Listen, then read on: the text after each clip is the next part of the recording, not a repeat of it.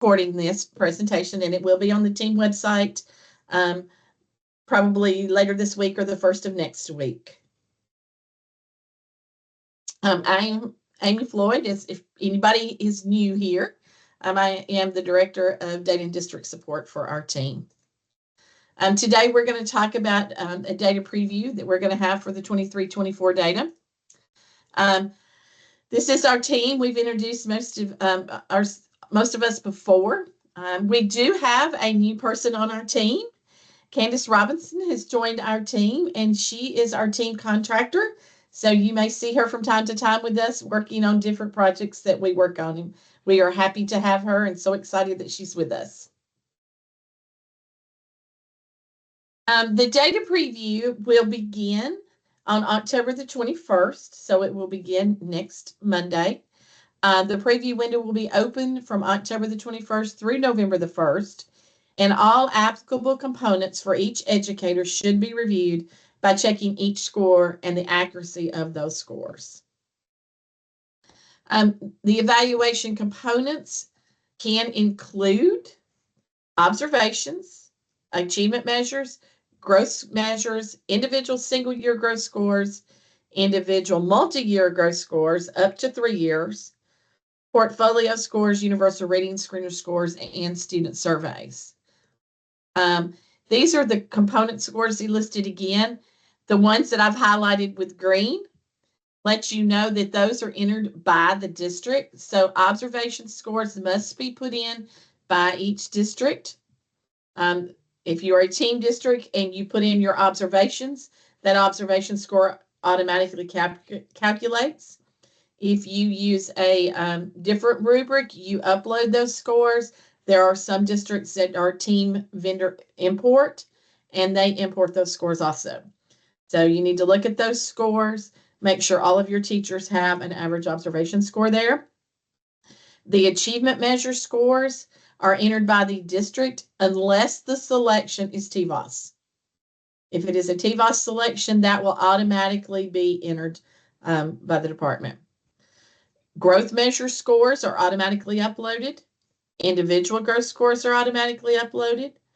Individual growth measures, a multi-year, which is up to 3 years, will automatically be loaded. I will say this is the first year in what I believe to be 12 years that we will only have a single year and a multi-year. There are no years eliminated in this year's multi-year growth.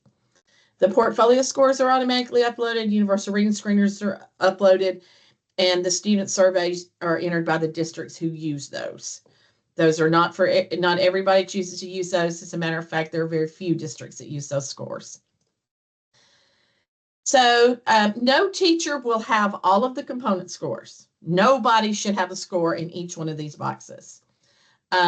So a teacher who teaches computer science only for grades 6 through 8 would have an observation score, an achievement score, and a growth measure score. They should not have any of these other scores if computer science is all they teach. Their observation or their LOE will be generated using 70% observation, 15% growth, and 15% achievement.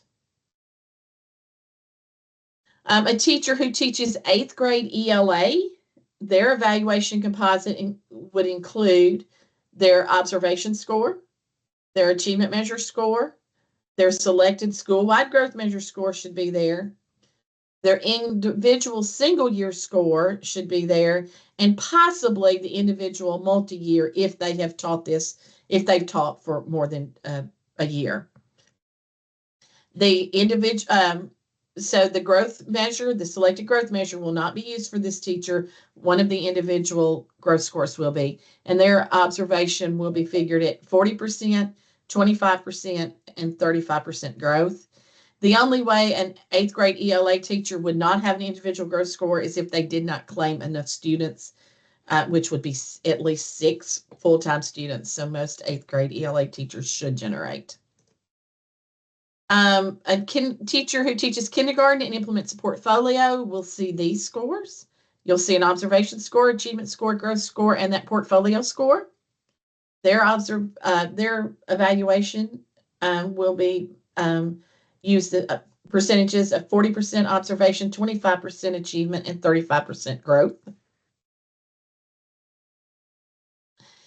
And a teacher who teaches first grade who implements the alternative growth measure URS should have these 4 scores. The observation, achievement, they will have their selected school-wide growth measure and a universal reading screener score. They will be considered a tested teacher using their universal reading screener score as 35%. To check for these components, you can check from each educator's individual record. So if you want to have your teachers look at those, you can do that, or you can use the evaluation scores by educator report. If you're using the evaluation scores by educator report, you select that report, the reports tab at the top ribbon of TNCompass. Make sure you've clicked on reports. From the drop-down menu, select evaluation scores by educator. Ensure that your academic year is 23-24. It'll default to 24-25. Make sure you go back to 23-24. From the location, you can either select your entire district or individual schools. Then I always download it in Excel. Select generate, open your spreadsheet. You can filter column W, which is PYE, to no, because those teachers don't need any information in there. They may have it, but if you filter to no, you don't have to add any scores that are missing for those teachers. You can also check from the teacher's individual record. So this is an example of a non-tested teacher. They have an observations score, rubric score. You can see for their achievement measure, they do not have a score at this time.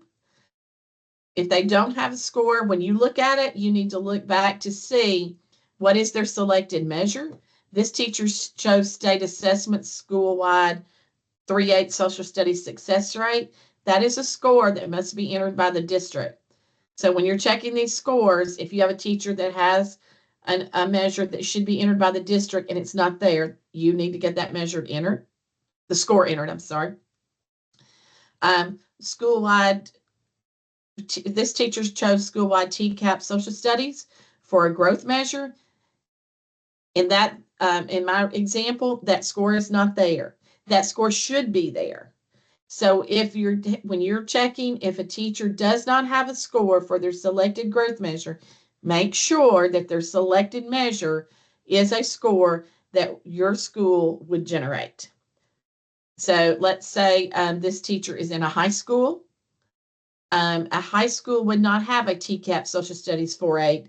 That measure should be an EOC Social Studies. So you can change any measures that are not generating for your teacher. This was a non-tested teacher. If we look at a tested teacher, we're going to see most of the same. The observation rubric score, they should have an achievement measure score. They should have a school-wide growth measure score. And then they should have, if they're a tested teacher, they should have a single year and possibly a multi-year.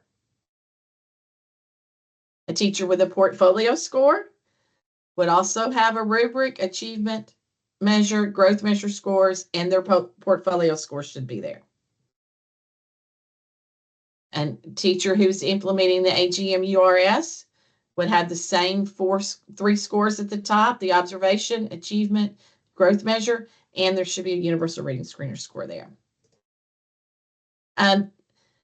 This is our team timeline. October the 18th, we are looking to have all final achievement measures in TNCompass for the 23-24 school year. So that is Friday. If for some reason you have an achievement measure that you do not have a score for at this time, you will need to upload that score as soon as possible. I believe that you have scores for everything that you need right now. ACT, I believe, has been released. There is a change that we will be making to the team timeline. There's an October the 25th deadline for rostering teachers who are going to be using the alternative growth measure URS for 24-25. We will communicate a new date to AGM URS leads in districts when we have this process ready to go.